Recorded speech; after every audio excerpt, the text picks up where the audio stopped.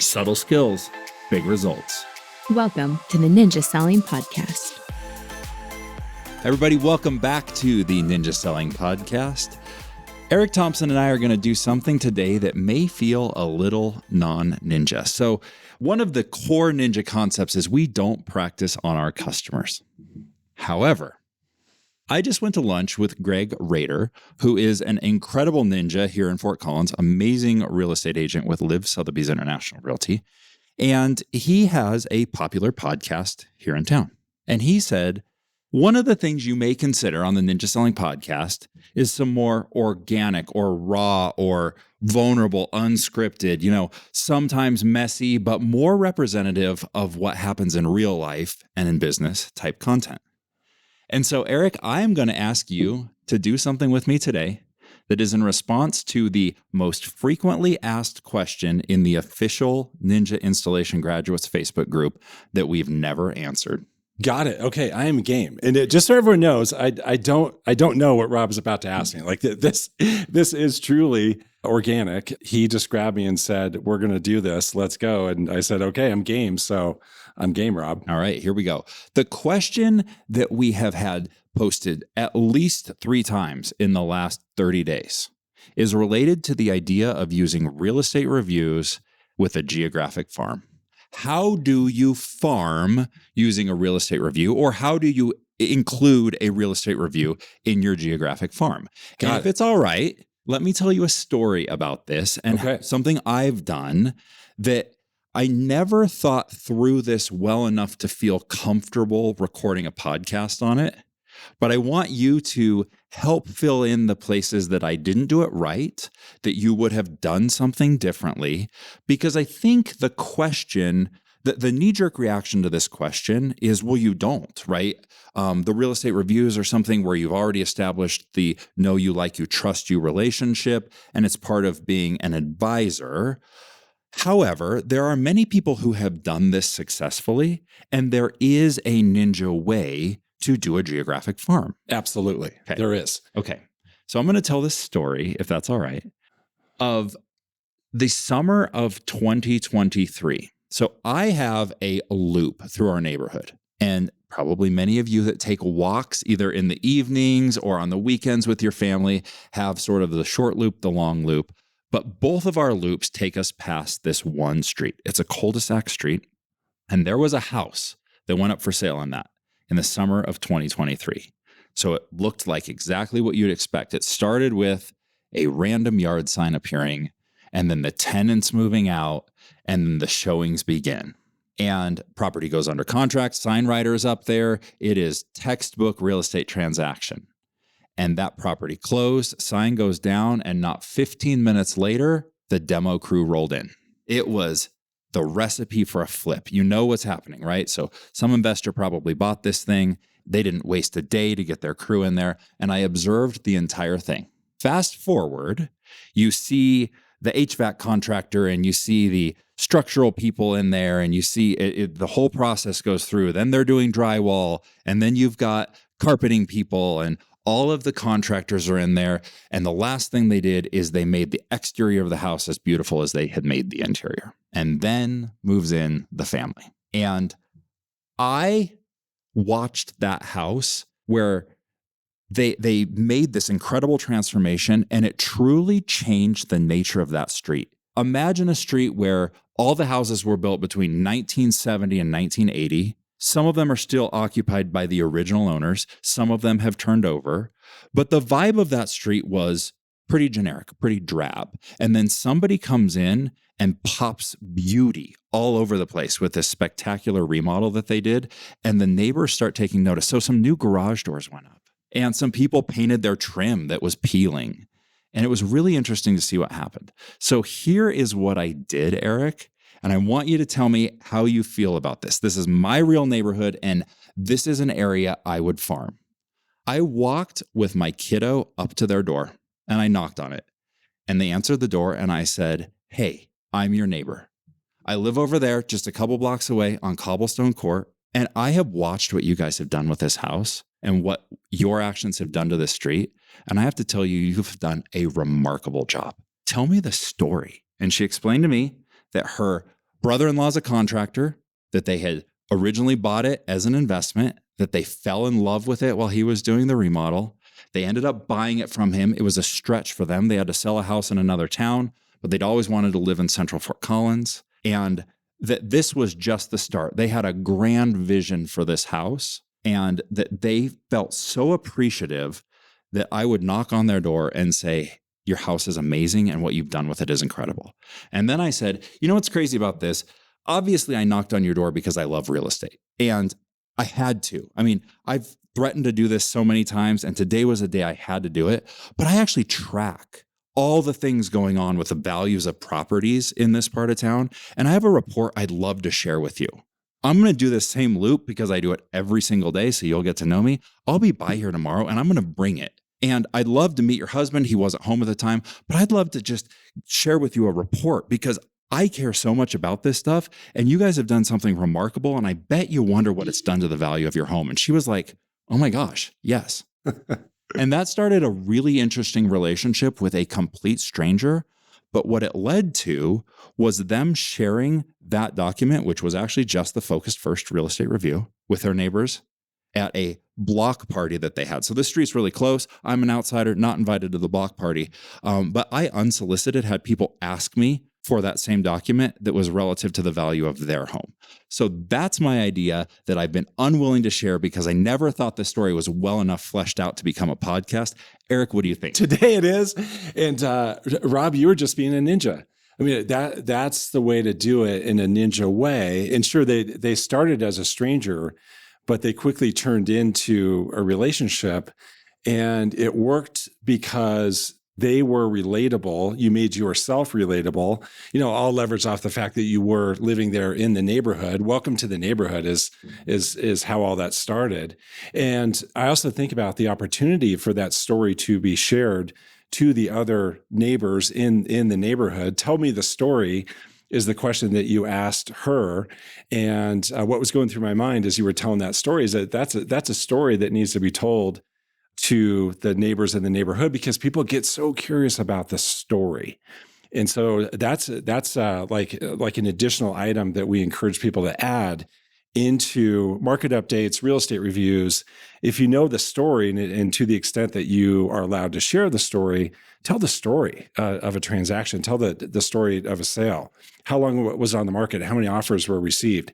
How many of those were over list price? This is where the people are from, et cetera, et cetera. So you asked, can a real estate review be used to farm? Absolutely, it can. Now, first, I'll share a story that I know of a ninja here in Fort Collins. She's now at the group who came to this market cold, came to Northern Colorado cold from another market. She was a realtor in another market, but came here. She knew one person. She had one person in her database that was her husband. And so she built her very successful business from farming her neighborhood, and the way she did it was real estate reviews. So she would hand deliver real estate reviews to the people in her neighborhood. And the best story that came of that was that she left a real estate review on the front porch of one of those people because they weren't home. Turned out those people were out of town and the neighbor was watching the house. The neighbor who picked up that real estate review off the porch because he was watching the house turned out to be the head of HR at a big local company. He reached out to the ninja and said, hey, would you do one of these for me? This looks really interesting. Turned into her doing things like first-time buyer seminars at this company and helping with relocation, people coming and going out of this company, all because she was willing to hand deliver the real estate review. Now, one thing I want to say with this too is using real estate reviews to farm is make sure that you're doing them to your sphere first. So sometimes what we see is that people are quick to, when I say people, I say real estate agents, they're quick to think about farming as a strategy before they are in flow with their database, yes. Right? Before they're doing a really good job of being in flow with their sphere and having 50 live interviews and doing 2 real estate reviews a week out to their sphere. So that's a red flag for us in coaching when we see an agent who is way too focused on farming before focusing on the sphere. Talking to strangers rather than their exactly right, because there's something going on there where they're worried about being in flow with their sphere because they're worried about being pushy and salesy. Well, if you do it like a ninja, that goes away. So really the way to do it is think about farming as the icing on the cake. The sphere is the cake. Farming is icing on the cake. Something else that comes to mind related to farming and also your story. What makes farming work is when you can get live with people.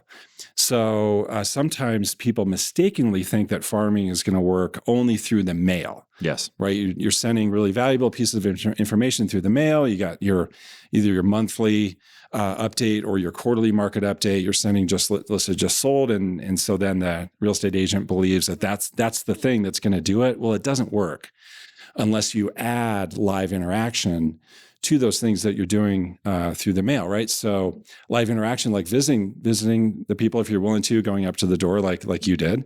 It could be you rent a coffee truck, you rent an ice cream truck, you do a food drive, a clothes drive, hire a dumpster and allow people to bring some things they want to clean out of their garage. You do a shredding event. Yep. Anything like that, where you can get live with people and be in flow with them live, build relationship, and then that supplements the things you're doing in the mail. And really what's true is the other way around. It's the things you're doing in the mail supplement the things that you're doing live. So farming is not going to work unless you're weaving in the live interaction.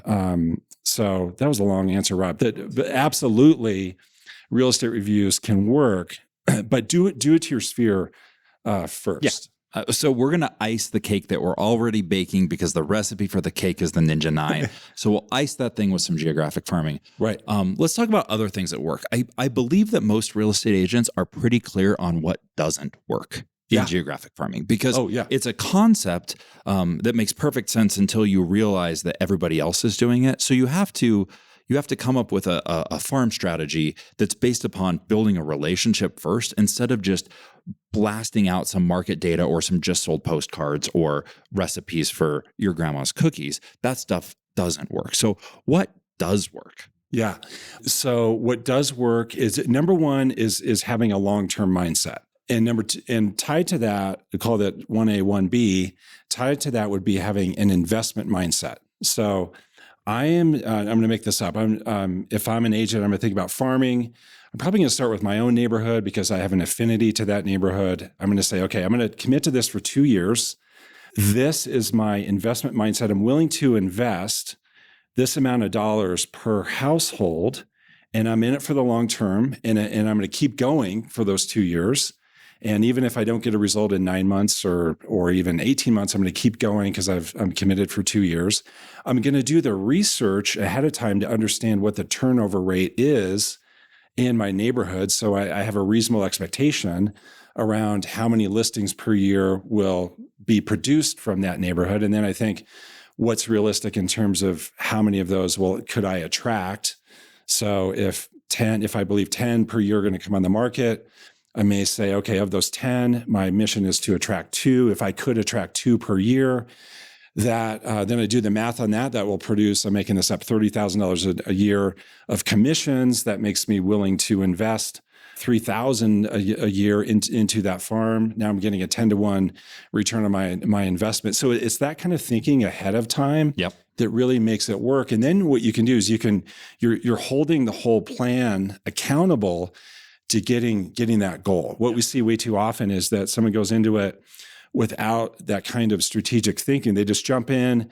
They say, "Yeah, I'm going to start farming," and 4 months later, they get frustrated because nothing has happened, and then they give up.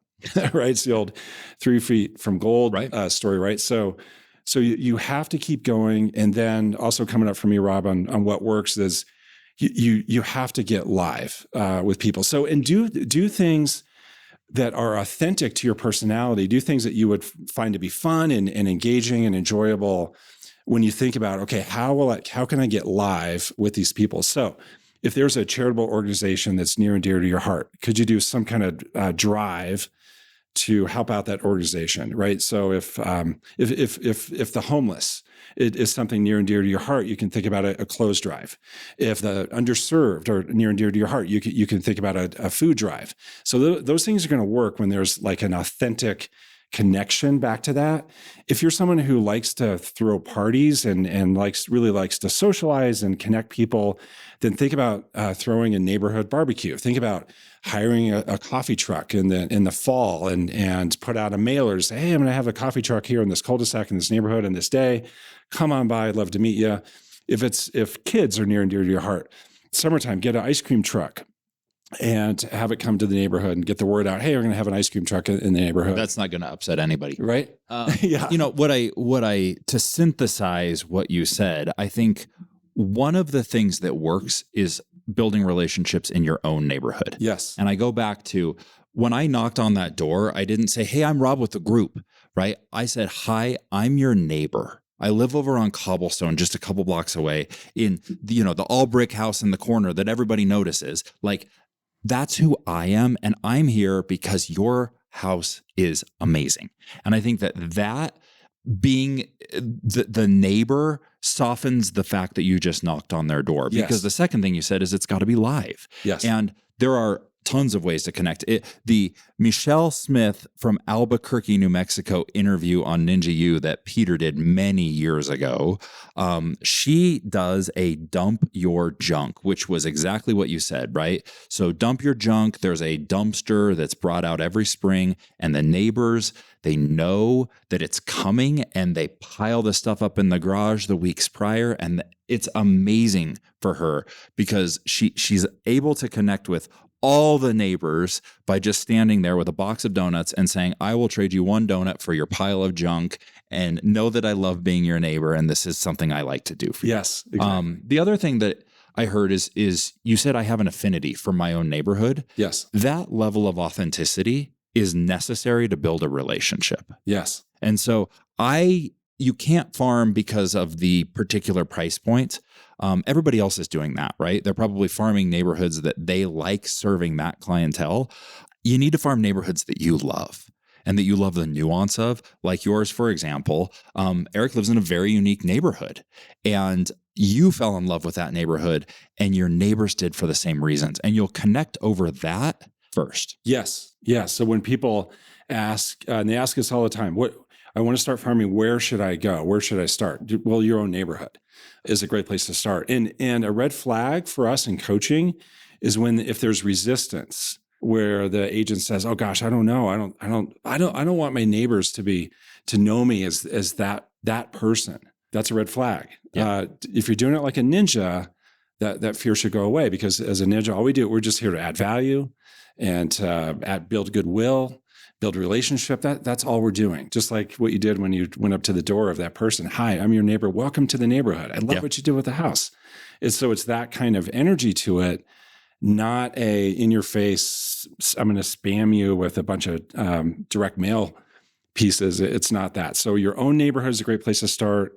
If you have family in a certain neighborhood, if you used to live in a certain neighborhood that you still love, if you own an investment property in a neighborhood, those are all great places to start. But there has to be some affinity there, which then creates the authentic energy that goes along with it. Yeah. And I think the other one would be, it could be a neighborhood you aspire to live in. Yes, absolutely. Yeah, that's a great one. Because absolutely. that level of affinity for it will come across in the work you do. Yes. Yeah. Yeah. Where you can say to those people, my gosh, I dream about living in this neighborhood. Yes. Yeah. Yes.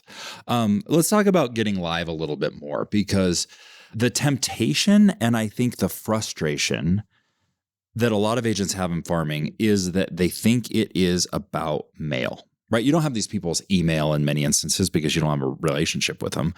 So you're sending them physical mail. And as it relates to real estate reviews, in the installation, there's a slide that shows the effectiveness of a real estate review based upon the delivery, right? So you've got probably the most desirable face-to-face in the home, then face-to-face outside the home. And it sort of goes down from there. Yes. There is actually a line in that slide that says, don't bother. And anything below the line is ineffective.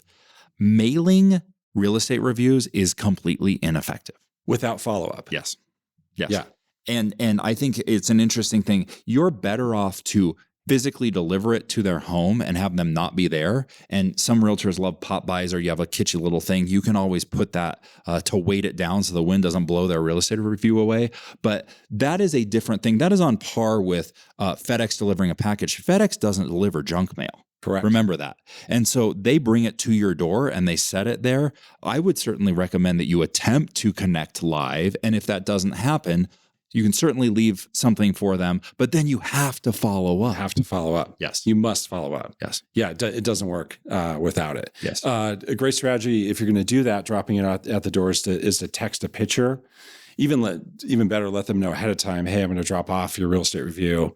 That way they know what's happening if they see you pull up in front of the home. But if they're not there, then take a picture of it sitting there at the doorstep. I think that's a solid plan. Let me throw one at you that's my own experience. We all know and probably have given Ring or other video doorbells as a closing gift. Announce to the doorbell that you're there to drop off a real estate review. That's a good idea. Because we all get those confirmations or the notifications in our phones that somebody's at our front door. And what are they doing? Yeah, no, I've got a real estate review for you right here. I'm going to shoot you a call to make sure we go through it together. I just wanted to leave it. Sounds like you guys aren't here right now. Even if they never get that, it's less weird for you to record that to their video doorbell and them not get it than for them to wonder what the heck somebody's doing. Right. For them to see your profile coming up to the door and dropping it at that. It's crazy Eric doing, man. Yeah. Something coming up for me when it comes to live interaction in a farm, in farming your own neighborhood is there's a ninja here locally. We'll give her a shout out, Tiffany Burns. She lives in a neighborhood called The Landings. That's also my neighborhood. She farms that neighborhood. She hosts I believe it's every 60 days. It's a get-together called Ladies of the Landings. And it's a rotation in terms of which homeowner will be the host. Obviously, it's the women that live in that neighborhood, but they get together every couple months just to catch up and have fun. And they have wine and they have a great time. But she's the organizer of it. She's not, I think it's only once a year that she actually has it at her home. So she doesn't even need to actually host it. She's the facilitator, the cheerleader, the organizer of it. Everyone knows that she's the one and she's there at every single one. And my gosh, is it turning into business for her for sure.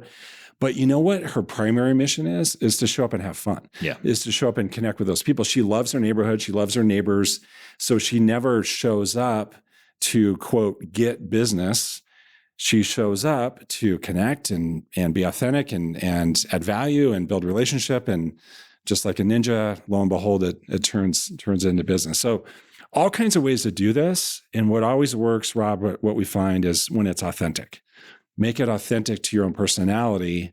And but you have to have the live interaction component. Let's bring it full circle. So the other thing that Greg Roeder shared with me is something that's been working for him, and it's working for him both in business and in his life, in the other areas of his life, is the organization of a pickleball league. This guy loves pickleball. And if you're ever in Fort Collins, look him up because he'll play pickleball with anybody. And he's even going to drag me out this year. But he created a league around something he was passionate about and then attracted people to it because it's not just, hey, come be a superstar pickleball player. He said, we have one court on our pickleball league night that's dedicated to first timers. And that's where we spend the time. But it's a neighborhood centric thing. He lives in a neighborhood that has a park in the middle and they have put the pickleball area inside the tennis courts. And he's sort of known as this guy, like, because he really loves it. I mean, he loves pickleball to a degree that most people would find alarming, including his wife, it sounds like. But he loves this so much. And I think that can be whatever it wants to be. Pick your pickleball. And if it's wine in the Ladies of the Landings, or it's a knitting club, or you like to do a group dog walk, or you want to organize a marathon, or anything, it all works when it's authentic to you and you're authentic to the neighborhood. Yes, 100%. What a great example. I know that about Greg and his passion for pickleball. Yes. So pick your pickleball. That could be the big takeaway, like the snippet from this podcast, Rob. Pick your pickleball. Pick your pickleball. All right, that's it. So the first vulnerable, raw, unrehearsed, 100% unscripted ninja selling podcast that I've ever done. Me too. And Eric, I appreciate you being game for this. Ninjas, don't practice on your clients, but realize that sometimes life has these things that just need to be done. And we needed to come and share with you some ideas around farming with real estate reviews. Fantastic. Thanks for having me, Rob.